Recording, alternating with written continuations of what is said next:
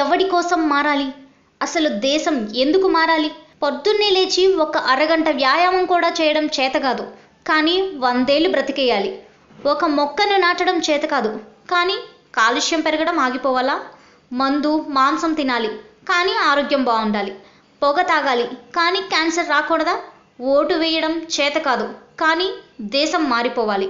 ఎక్కడైనా అన్యాయం జరిగితే చేసిన వాడిని నిలదీసే ధైర్యం లేదు, కానీ నీకు అన్యాయం జరగకూడదు. తప్పుని ఎదిరించే దమ్ము లేదు, కానీ అవినీతి అంతం కావాలి. లంచం ఇవ్వకుండా ప్రభుత్వ ఆఫీసులో పని చేయించుకోవడం చేతకాదు, కానీ లంచగొండులు అంతం అయిపోవాలా? నువ్వు మోసపోతే పోలీస్ స్టేషన్లో కంప్లైంట్ ఇవ్వవు, కానీ నువ్వు మోసపోకూడదు. ఊరుకు రోడ్డు లేకపోతే కనీసం సర్పంచ్ని నిలదీసే ధైర్యం లేదు, కానీ రోడ్డు వచ్చేయాలా? రూపాయి సంపాదించడం చేతకాదు, కానీ ఖర్చు పెట్టుకోవడానికి సొమ్ము కావాలా?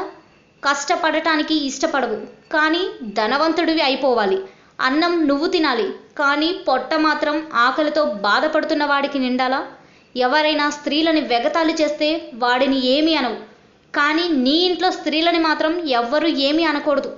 కనీసం వేరే కులం వ్యక్తిని పెళ్లి చేసుకునే ధైర్యం లేదు, కానీ కుల వ్యవస్థ అంతమైపోవాలా? మంచి చేయడం చేత కాదు, కానీ మంచి బ్రతుకు కావాలరా నీకు? నువ్వు విద్యావంతుడివి కాదు, కేవలం అక్షర జ్ఞానం తెలిసిన వాడివి.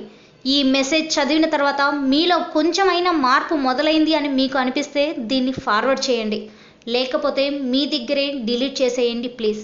ఇట్లు భారతీయులలో మార్పు కోసం ఎదురు చూస్తున్న ఓ భారతీయుడు.